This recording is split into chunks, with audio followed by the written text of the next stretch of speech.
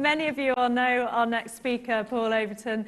I asked Paul how he'd like to be introduced. He said, well, Camilla, I'm just an agronomist. Well, I think we're about to find out how important. We know we can't prevent resistance, but we hopefully can slow it down with a lot of Paul's advice on pasture management. Paul's also asked me to ask, is anyone going back to Ireland? He's got a small package he'd like you to take through customs. He promises it's just grass, but if you are, let him know. Would anybody like to courier some grass into Ireland, which got misconstrued? Thank you very much, Camilla, for inviting me and today to give a pasture management presentation and a practical, so an emphasis on the practical side of it. When I looked at the title, I thought, well, it actually should have equine in it, because pasture management and some of the AHDB figures that Joe put up earlier in the UK come predominantly from dairy and beef production, intensive dairy and beef production. So a lot of that information in the UK is not really equine relevant.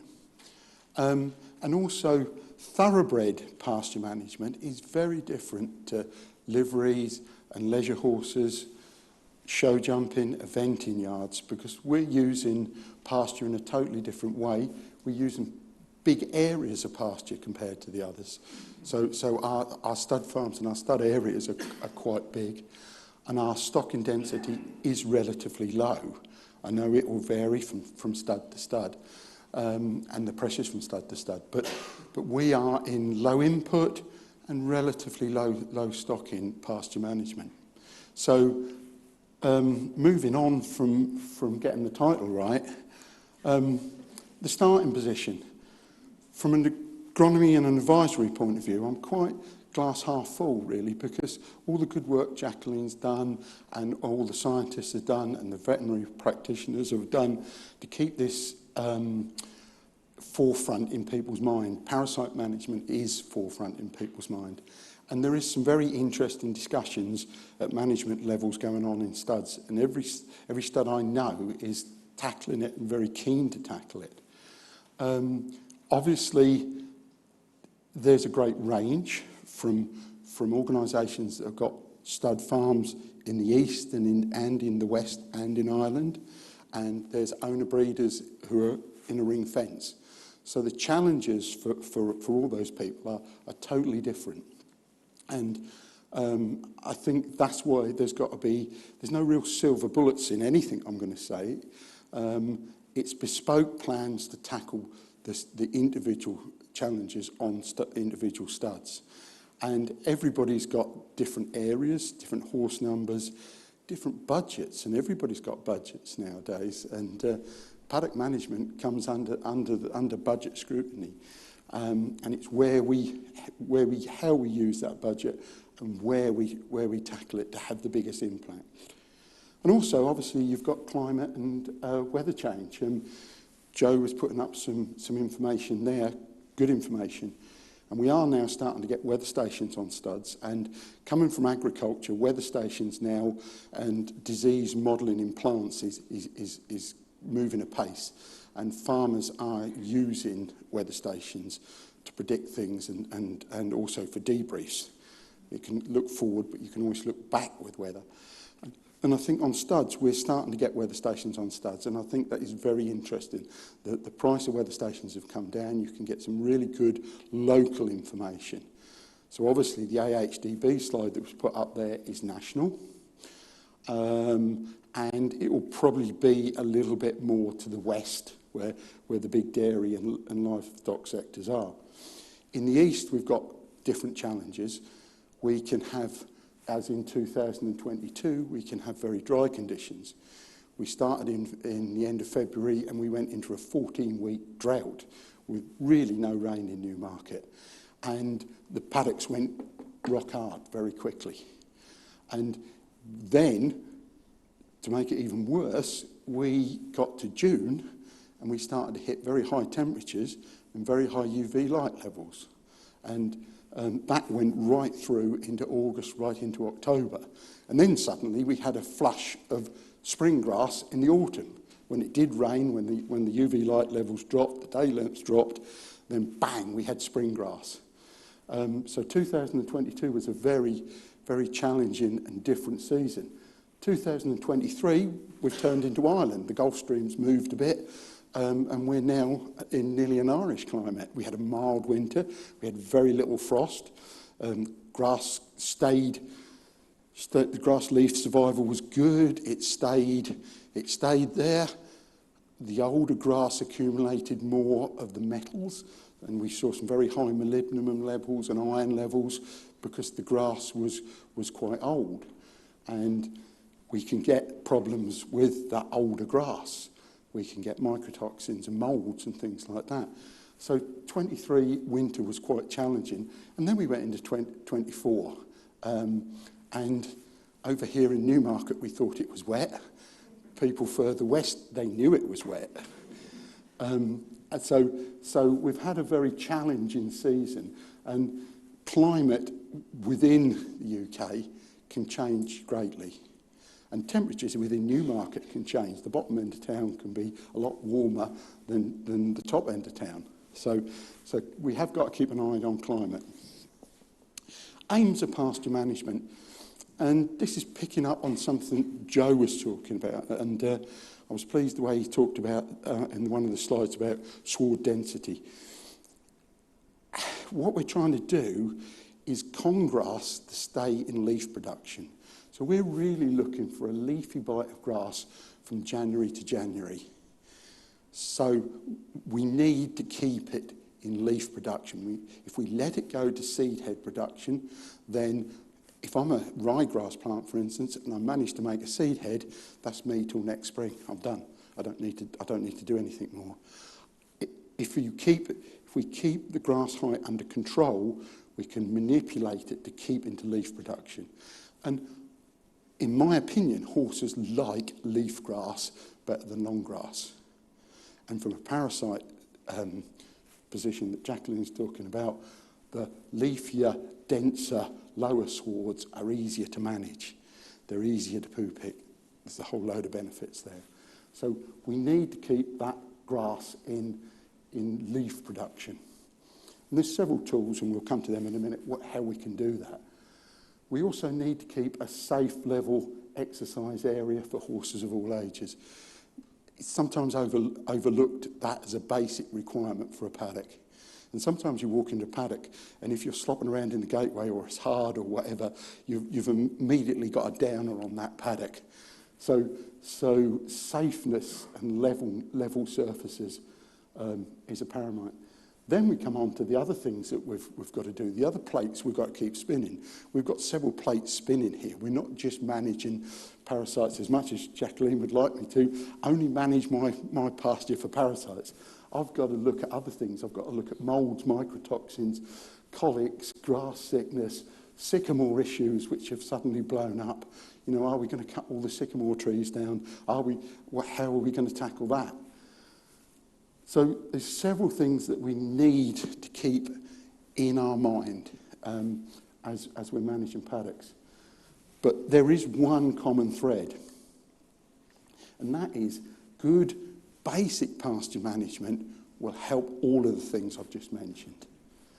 So the rotation of horses is very, very important.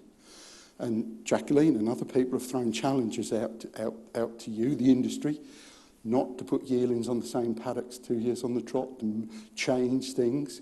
And that's caused problems because we've worked rotations of horses round. We know what we're doing with yards. We know where things are going. And suddenly all the balls are up in the air and we're changing round. So we need to look at the rotation. And within a stud team, whether you're a big organisation or a small organisation, communication between the person who's deciding where the horses go and the person on the fork or on the topper or managing the paddocks has got to be good. And we've got to improve all our communication skills because you can only really manage paddocks by good communication. Because I always say, There's 3 types of paddocks. There's a paddock the horse is in. Can't do much with that, really, because the horse is in there. The paddock the horse is going to, well, I shouldn't have to do anything to that because it already should be rested. It already should be prepared. Yes, I might do a little bit of topping, or I might run the sheep or cattle through it lightly just to keep it under control, but I can't do much with that paddock because the horses, that's where they're going to move to imminently. The only paddock I can do something about is the one they leave. It's the one the horses have just vacated.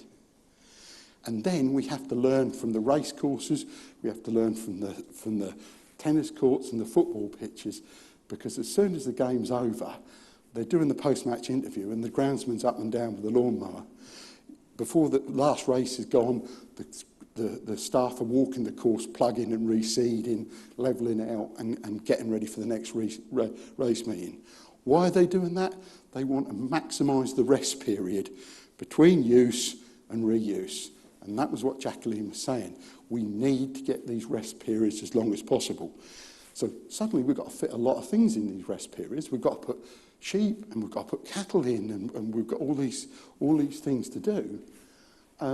So good communication, good rotation. As soon as the horses come out, bang, we've got to go in.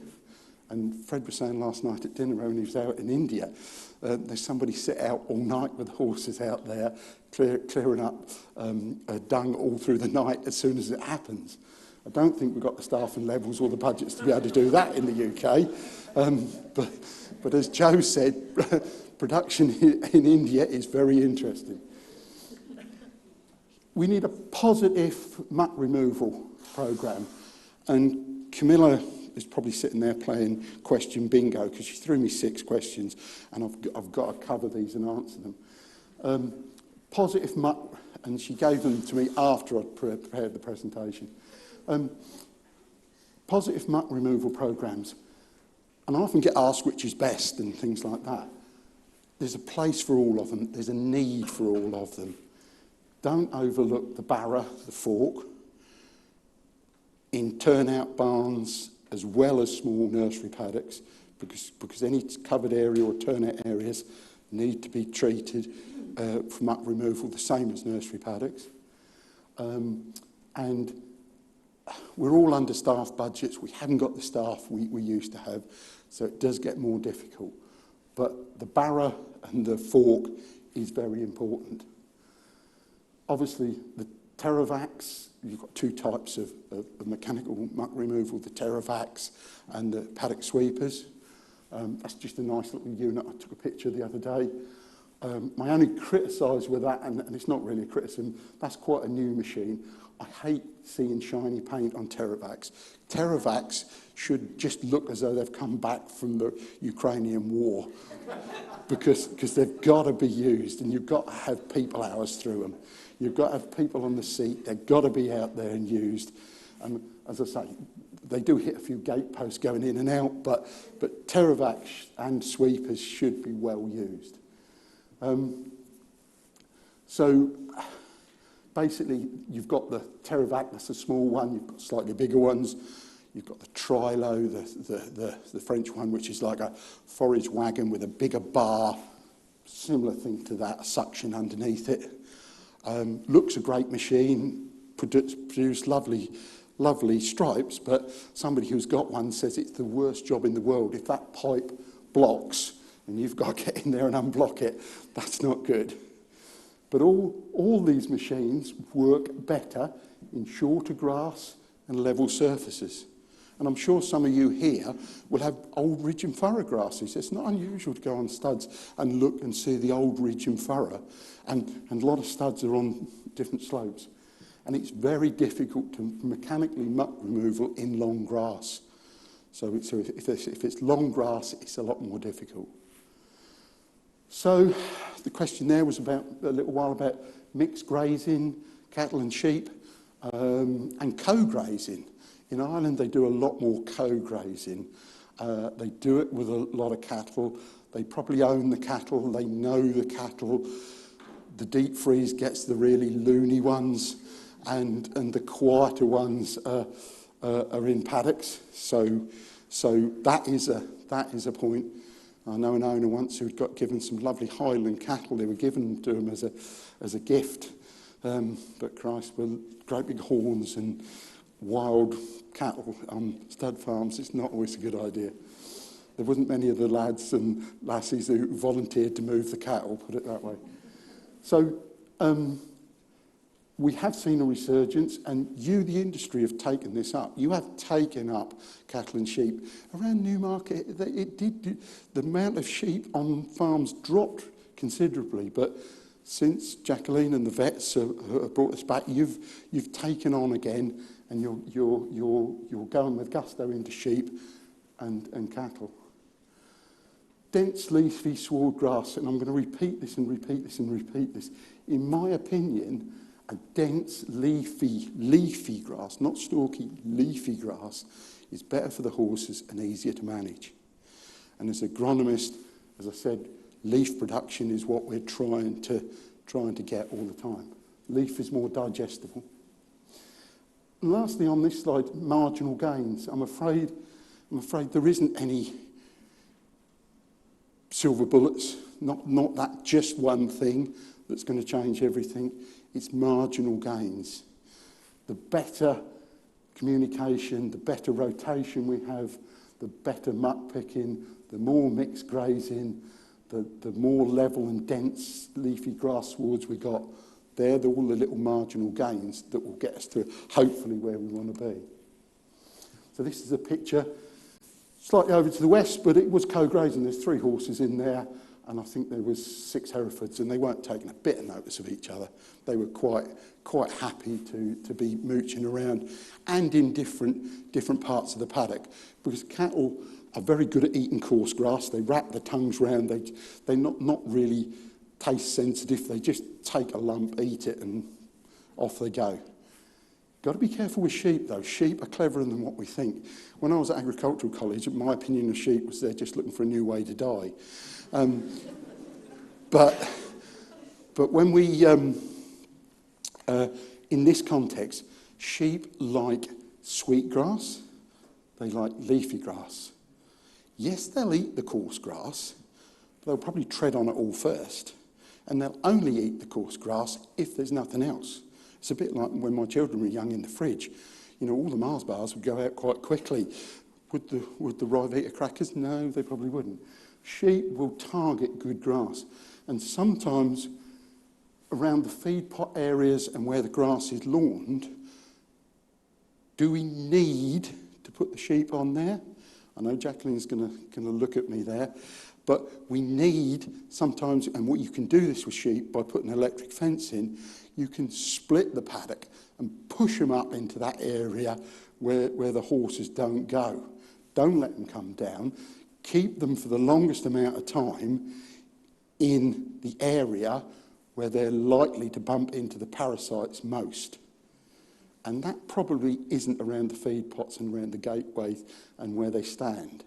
And because we've got to get so many things done, you can be doing 2 things at once. You can kick the sheep up the top, and you can be levelling, reseeding, and getting new grass established in that gateway area, that heavy trafficked area, heavy grazed area. So we've got to use mixed grazing as a tool. We've got sheep, cattle, and toppers. We're going to use them, I'm afraid, and there's a place for all of them. So my other, and I managed to get this kind of nearly in on every slide from now onwards, so grass seed. Grass seed, to me, is the most important element that we need. It's palatable grasses are what they eat, and palatable grasses are what we use. People talk about fertilisers and fertiliser nutrition. Coarse grass doesn't hold a lot of nutrition because it likes low fertility. The nutrition is all held in the more palatable grasses, smoothstalk meadowgrass, chewing in sheep's fescues, and ryegrass. Now, there's a mixed opinion about ryegrass within the industry. Some people think it's the devil's grass, and some people love it. I think there's a halfway. As an agronomist, I'm looking at advising people to use older ryegrasses, not the very new bred dairy grasses. And we're always selecting medium and late heading ryegrasses, where the dairy boys will be going for medium and early heading grasses because they want to get numbers of cuts in, numbers of grazers in. We don't. We're looking for that seed head to be genetically produced as late as possible. And by selecting grass seed and overseeding, we're done with reseeding, and I think there was a slight question, the gentleman there asked about, is there anything we can spray on the paddocks? We haven't got any insecticides, we haven't got anything for chafer grub, we haven't got anything for leather jackets. You know, insecticides in the whole of agriculture are very few and far between now, and horticulture has gone completely away from insecticides. There's no insecticides in the horticultural salad sectors. And that kind of brings me on to this next slide, which I've cribbed, I think, from Westgate Labs via the TBA. So if there's any suing, it's the TBA. And I'm just using this slide. They've pictured the horse and excess wormer going into through the dung bin, it's through into the dung and ending up in the soil. But the same will be for cattle and sheep. So if we're mixed grazing, we will be exposing parasites to low dose wormers. And the quickest way, Jacqueline will tell you, is to get resistancy is the exposure to low dose. I know, and this is where the difference between, say, livery and thoroughbreds, you'll be applying a wormer, boxing them for so long to make sure that you're not infecting your paddocks. Thoroughbred people do that well. But the cattle and the sheep won't be done. You don't box cattle and sheep for so many days after they've been wormed. So that is a real exposure.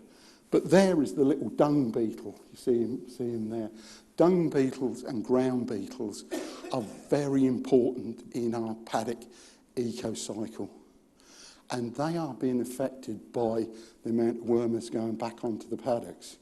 Dung beetles and ground beetles are ferocious predators, and they don't really care whether it's resistant, whether Jacqueline's classed it as being highly resistant or whatever. That's just a food source to them. So we need to encourage these kind of things. And it's a bit of a wild one-off thing. If we have a shoot, and you decide to have a shoot, you don't always shoot natural pheasant and partridge. You go and rear some, buy some in, and put them down, and then you shoot. It's very possible to breed dung beetle and ground beetles. And in horticulture, in the greenhouse, they'll go around with parasitic wasps and predators, and they place them strategically in a greenhouse environment so they eat all the predators, or eat all the prey. Sorry. So maybe we might go dung beetle farming, and we may go ground beetle farming. I don't know. Question there about harrowing. Alas, to harrow or not to harrow? Well, the first question, and I don't think this is a black and white answer as Jacqueline gave. I'm sorry about that. But you've got to ask yourself, why are you harrowing? So we've said earlier that we need this safe level surface, and we need to repair this damage. So there's areas of the paddocks that need levelling. And we can't just roll it. Mary Berry can roll pastry and get it flat. You can't roll footmarks out. All you do is you make the surface very compact and hard, and one day it's all sloppy and the next day it's concrete. So rolling is not an issue. If you look at the racecourses and the old football pitches, the man with a fork puts it in, brings it out, lifts the hole up. You know, you don't see the racecourse roll it after Cheltenham. So a wet Cheltenham, they don't go up and down with a flat roll. They're lifting it up. They're getting the soil in a better condition. So we've got to think why we're harrowing and where we're harrowing in the paddock. Do we need to harrow the whole paddock, or can we just harrow the damaged areas? Is there a middle ground between harrowing and not harrowing? And with a group of experts, you'll get the, oh yes, you can harrow, and oh no, you can't harrow. Well, I'd like to sit more in the middle and say, let's harrow where we need to.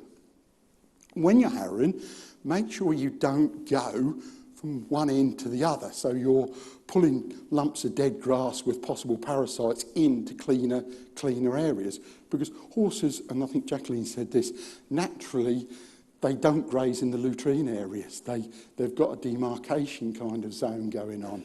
And so don't harrow from top to bottom. Don't pull out a lot of dead grass. Now, one of my pet hates is where we start treating equine paddocks like lawns, and we want to scarify them, and we want to pull all that dead grass out. Because all that dead grass is organic matter. It's compost. If you put your grass clippings on your compost heap at home, you get lovely compost. And it's the same in paddocks. That will compost down. And if you go out on Newmarket Heath has got some spring in it, and even in the driest times has got a softer top because it's had 175 years of grass taken off it.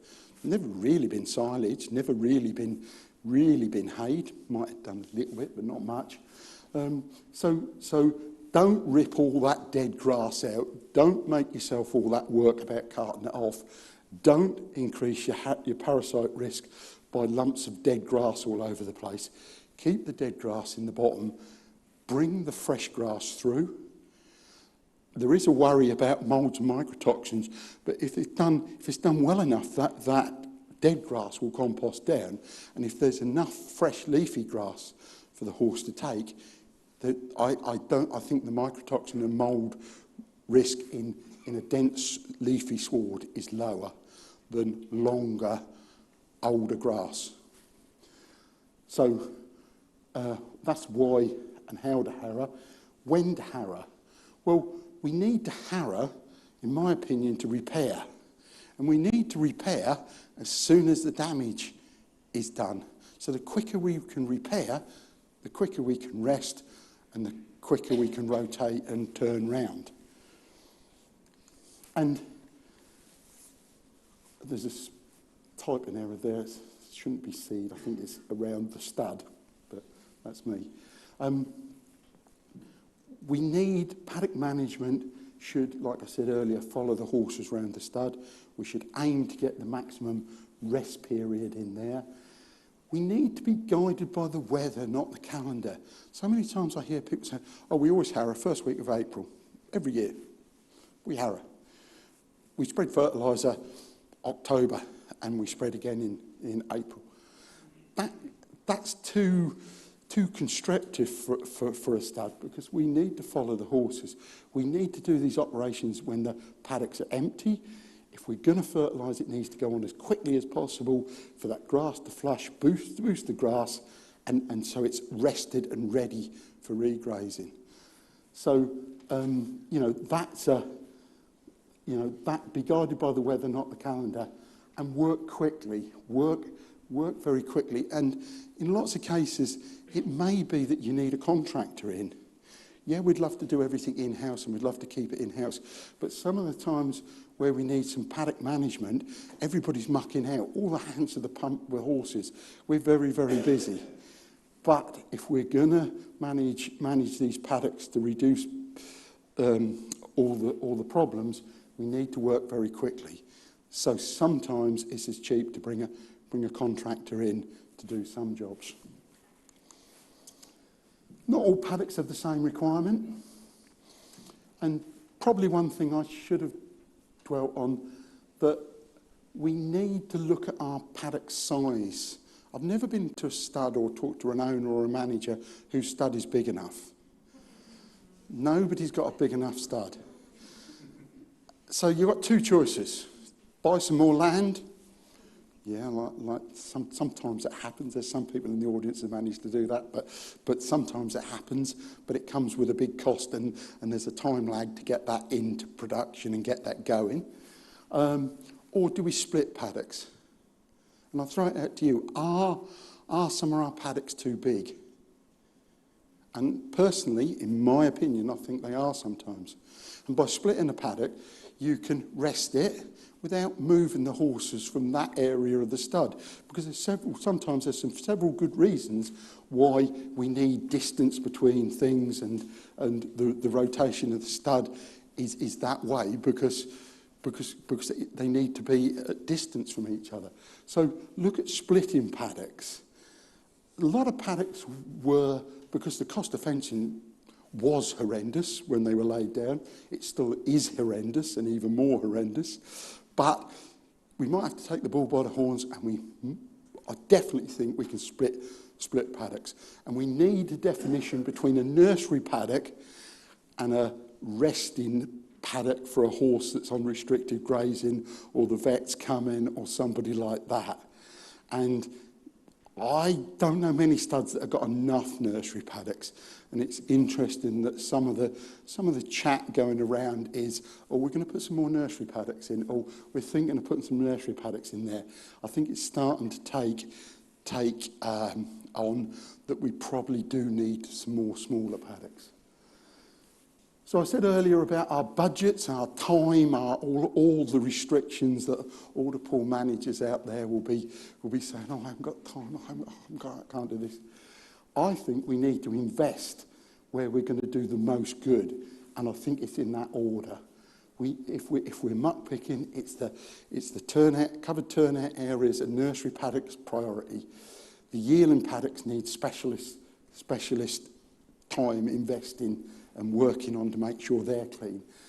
And the summer and the autumn paddocks, we probably can keep sheep and cattle in there longer, and we might not be able to pay the same attention to them. And also some of those paddocks will be the ridge and furrow, like I said earlier, or they'll be in the longer grass where mechanical muck removal is not as easy as it is in the other two. And one of the things that might come in, and this is just a might be, in agriculture we're looking at driverless tractors. They're coming. There'll be power units that are GPSed and they're working, harrowing, drilling, ploughing. And you see lawnmowers. We see these lawnmowers that go around cutting the lawn, and when the battery runs down it goes off and recharges itself, and then it comes back again. I've got a feeling that it's not beyond the wit of man and AI to come up with automated little units that are there for locating poo picking, as Jacqueline says. So I think that could come, because we haven't got the labour, but it does probably offer us that targeting of what we're doing. So there's AI. Getting to the end now. Snakes and ladders. Ladder, make yourself aware of SFI, Sustainable Farming Incentive. We had this quick lesson. The CAP, Common Agricultural Budget, gave payments for food production, and then it went to basic area, so you got paid. There was a subsidy for area. Most equine studs qualify. They're in the basic payment scheme. You need to get your head round SFI. There is good money available under sustainable farming, and because it's under the ELMS, Environmental Land Management, and SFI is a chapter within there. And you can get £382 a hectare for a low input herbal lay. Most paddocks, that's per year. Most paddocks I go into are mixed grass species. There'll be some dandelion, there'll be some yarrow, there'll be some clover, and they qualify as herbal lays. £382 a hectare. You can get, in one way or another, you can get nearly £50 per 100 metre of hedge.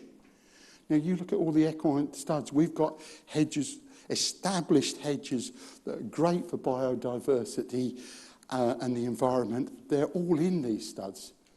So you know, it's not unusual for a 80 hectare, 200 acre stud to be getting £50,000 a year from SFI, and it's paid in 3 payments during the year.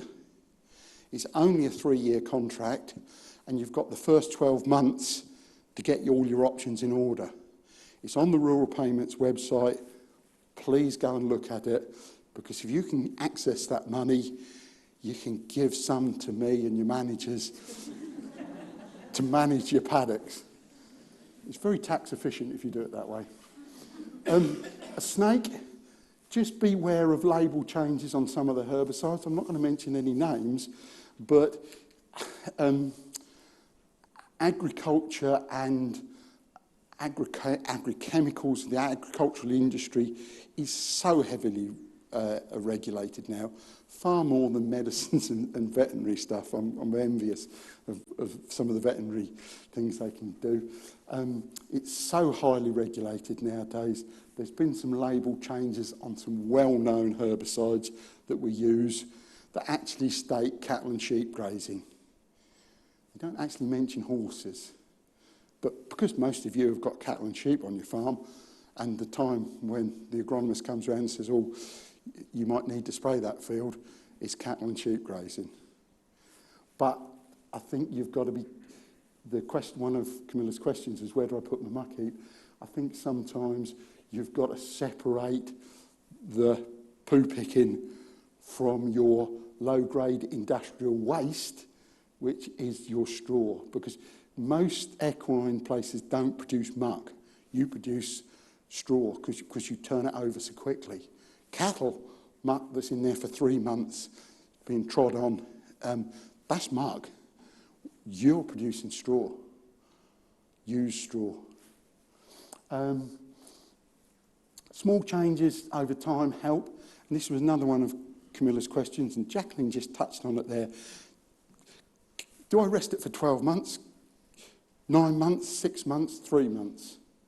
Well, my answer is rest it for as long as possible. Create your big window for resting. But it's not just possible. There's some organisations and some people saying, oh, I'm resting that for 12 months. But that is not a silver bullet in itself. It presents challenges because if you're not putting horses on grass, you've still got to manage it. You still can't let it just go. You're going to be putting cattle and sheep through it. What we need to be doing is mixed grazing and all these things for the next 10, 20 years. It's not just, oh, I've done that, I've had sheep in, or I've rested that for 12 months, off we go again. It's a long-term commitment. And I often say paddock management is like a great big oil tanker. It takes a long time to change direction. It's little changes. We're not in a speedboat. You can't suddenly turn left or right. Paddock management and the consistency of grazing and the consistency of levels, some that Joe was talking about, to get that, we really need to work hard on it. Weather changes, obviously we've touched on that. So, take-home messages. Good, simple paddock management and a good rotation helps everything. Mycotoxins, colics, sycamore issues, and parasite resistance. But I'm afraid we can't get away from, we've got to use it, we'll probably abuse it, we've got to repair it quickly, and we've got to rest it. And basically, I'd like to thank you very much for listening. Sorry if I've run over time, but thank you very much.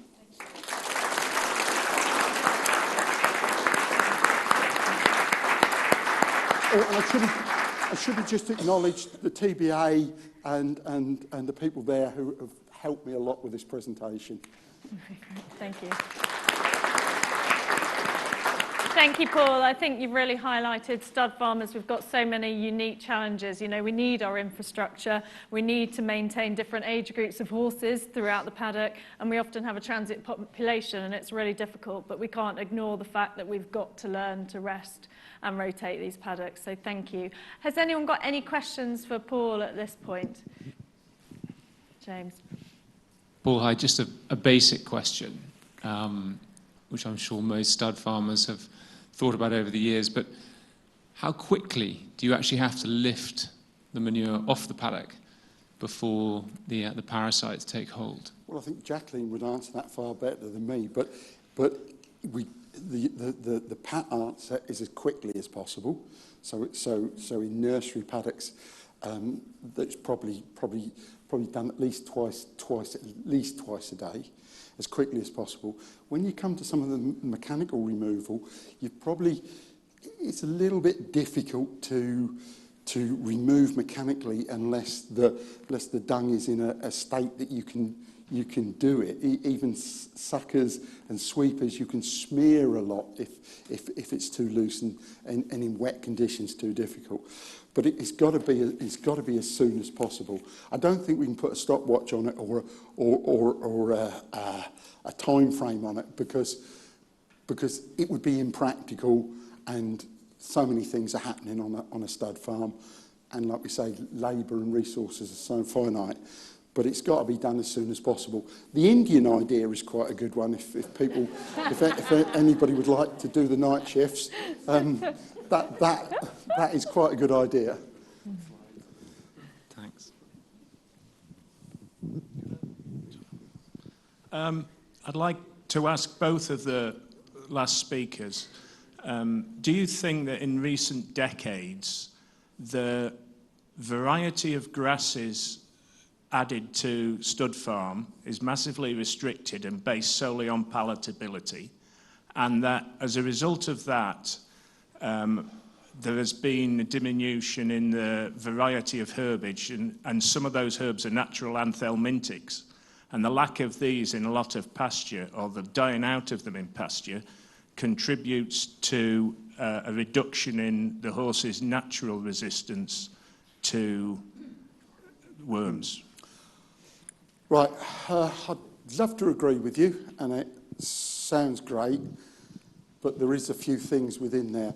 When paddocks were laid down, somebody has put in a balanced mixture of structure grasses, creep and bent, brown top bent. There'll be grasses in there that hold everything together. And Joe's slide showed it. 50% of the grass is just there to stop poaching. There's a reason why all the dairy farmers keep moving their electric fence a metre or two at a time, because they absolutely trash it behind it. Ryegrass has no real bottom to it. It's just going upwards. So the original mixture will be put in, but then nature takes over. The deeper rooted grasses are more drought resistant. They're more resistant to being trod on. They're more resistant to being ripped at with harrows. And you look in the sweeper box, how much grass sometimes is actually in the sweeper. We're out there for muck removal, but we take away an awful lot of grass. So yes, we're going to be changing. Your point is right. The grass does change.